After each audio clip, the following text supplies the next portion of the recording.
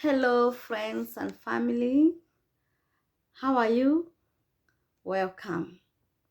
I'm here again to talk to you, and I want to believe that we are learning something here and there.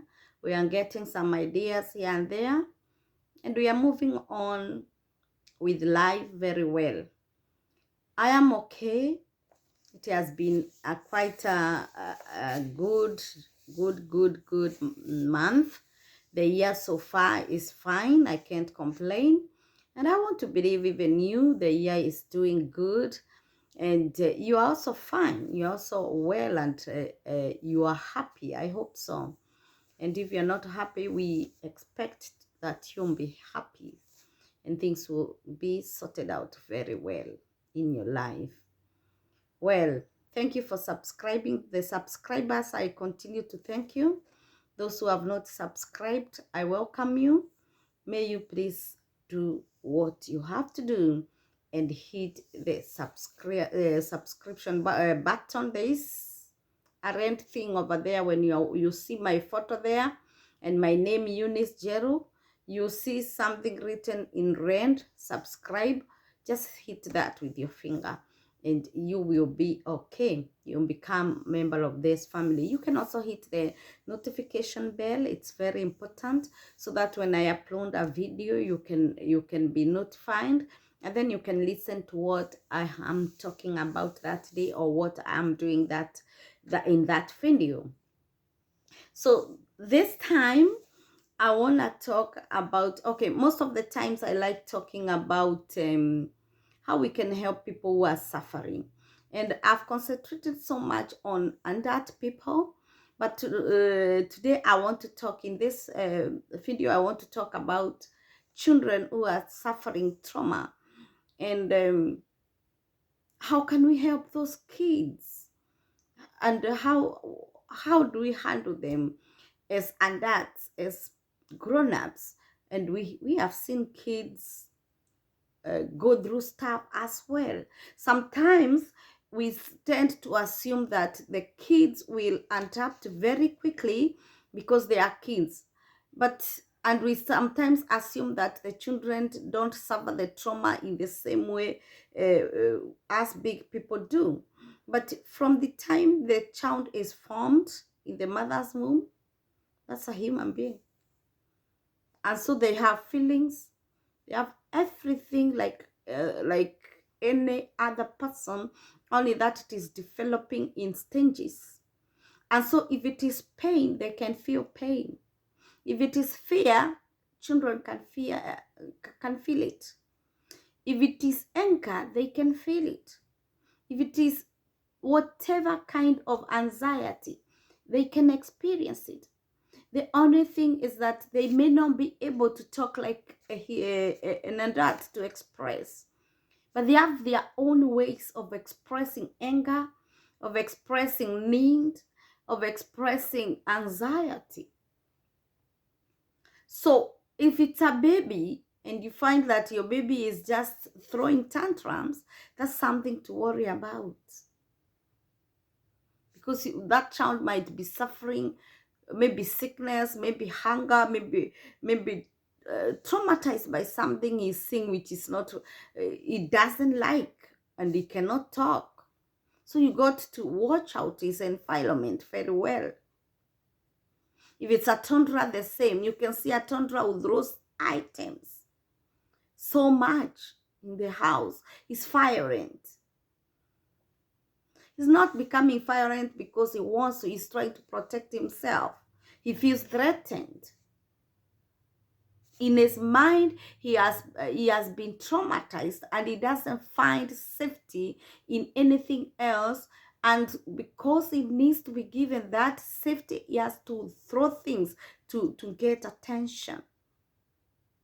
Sometimes we have to be careful, because when we are handling them, because they can't talk, we may also overdo. So we need a balance, but we don't need to ignore them. Well, those who go to school, even teachers can tell when a child is suffering. You can tell a change in a child's behavior Maybe from being very active to being very calm child, and not calmness of being good, is calmness of timidity. The child becomes very cold, that he doesn't want to share anymore. You need to be close to that child, because that child, if you are the caregiver, that child might be suffering trauma from something he is not able to tell. Do you know why children are not able to tell? Even those who can tell, is because as parents, we've put in our kids that it is not good to say anything about a big person. We put that fear in them quite early. They don't talk about big people. And so even if that child is molested, even by the caregiver, they may not say, because that's a big person. I can't report a big person. So if you are a parent, the primary caregiver of that child, you need to instill confidence in that child as early as possible. They catch things. Children catch things. You may not imagine. What you tell them, they'll not throw away. If you're the mother, they have the confidence in mother and father, those who are parents and primary caregivers together. Make sure that your child knows that if anything happens to you, tell us. We can protect you. Even if somebody tells you not to tell us, please tell us. We want to know. Even if somebody is a big person and they touch you inappropriately, or they pinch you, or they hit you, tell us. Or they shout at you, tell us. Your kids need to have that confidence. And when they have that confidence that I can tell my mom, I can tell my dad, they'll not fear to act. Because anybody coming to molest them, they will report. Because what I've seen with most of the child molesters, they tell the child, if you say it, I'll kill you. And the child fears to die. And so they know, of course, if they say they'll be killed by that big person. And they continue being molested quietly. We need to tell our children, even our between age 5 and 10, 12 there, you don't need to fear anybody. There's nobody who can kill you if that person didn't kill you before. And you have your parents, you have the police, you have your neighbors, any other good person near you to protect you. So if anything happens to you, say it. So when we train our kids to report, we have secured one section of them of fear. That they'll be assertive. They'll have this courage, and the child may be mistaken for being rude, but he's himself. He's a courageous boy, he's a courageous girl. They speak their mind. So teach your children to speak their mind as early as possible. Don't grow knowing I can say my mind. I can say when somebody affects my feelings, when somebody hurts me, I can tell them I don't like that. Let our kids know they can say what they don't like. As long as you're not being rude, you're standing firm. That I don't like that you hit me and you didn't tell me why you're hitting me. They need to. And that way we will reduce this child abuse. You know, we will make our children to feel loved. Because the best environment the best gift we can give to children is a loving environment. The best thing. And they will grow. Remember, they will grow up. What kind of a man are you bringing up? What kind of a woman are you bringing up? Do you want to bring up a timid woman who cannot have a voice in the society? Do you want to bring up a sad son who cannot handle other people, instead can be violent with them because he's used to violence to protect himself.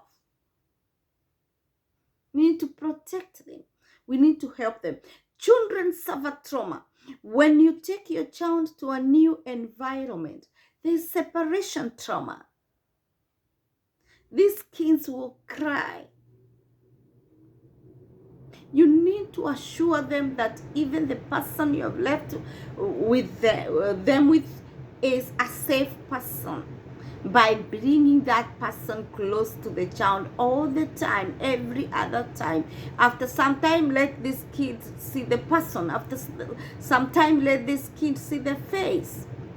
And a loving face the kid will like.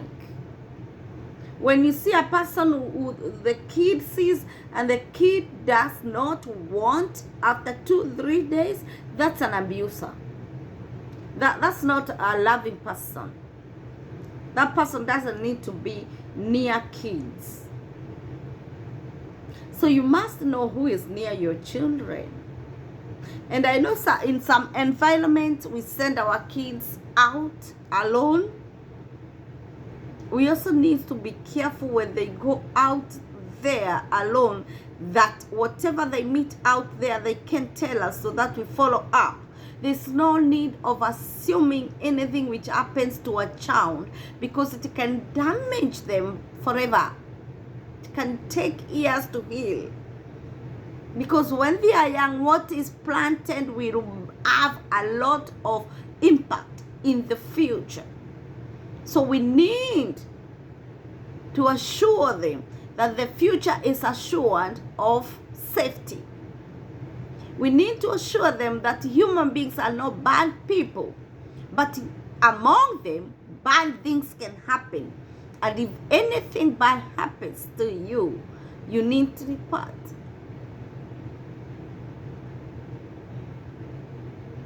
So we need to let our kids know that. We need to tell them the truth. And when it comes to issues which are happening in the family, let the child know. Let the child know we don't have enough money to do MBC. But don't shout at them. Oh, you're asking for this. Do you think yeah. Sit with them. Let them know. You're asking, yes, I hear you. But for now, I don't have, and I promise that I'll bring to you once I get the money, or once I'm in the position to. That way they will understand you and not suffer in the mind asking, why can't I ask for anything? If it is death which has occurred in the family, somebody has left us, those kids also suffer. Whether it is their parent or a relative or anybody, the kids suffer too. You need to explain to them. Let them understand that that person has rested and we will see them again. You don't have to go into details because they are still young. But more importantly, the final one is, if you are a believer, you need to lead your child to God. Instill also the fear of God in them as early as possible. They need to know that in this family, we take our problems to God. After we tell mommy or daddy, after we tell auntie, after we tell uncle, after we tell grandpa and grandma, we also tell God. That way we are preparing our kids to be the church of tomorrow.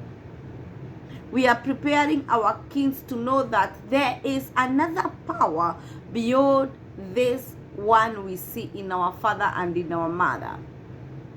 And when we plant a good seed of God in our children, we are assured that God will got their back. Even when they are out there in school, we are sure that they know how to pray. They know how to talk to God. And as we cover them, they are covering themselves. And that way we will be happy. We will not fear that our children are out there and we don't know what can happen. Don't fear to teach your child the God you believe if you believe in him. If your God is a real God, teach that God. Give that God to your child. Because something which you have tested that it is good, you need to share that with your child.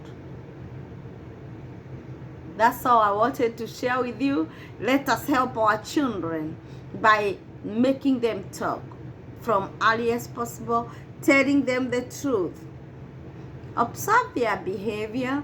If it is changing, you can be close to them and know what is happening to them. And if there's anything medical, awesome, because some parents are reluctant to take their kids for medical checkup. Please, don't be reluctant. That's part of child care. Because a disease can crop up and it will have problems in the future. Take your children to the doctor if need be. Take your children to their, if it's the teeth, let them be checked. If it is cold, children get a lot of colds. And we are quick to give the medicine at home. It's all right. But I prefer if you can have someday take your child for medical checkup. God uses those doctors. We may not understand. And because these kids may not tell us exactly how the pain is, we can't assess.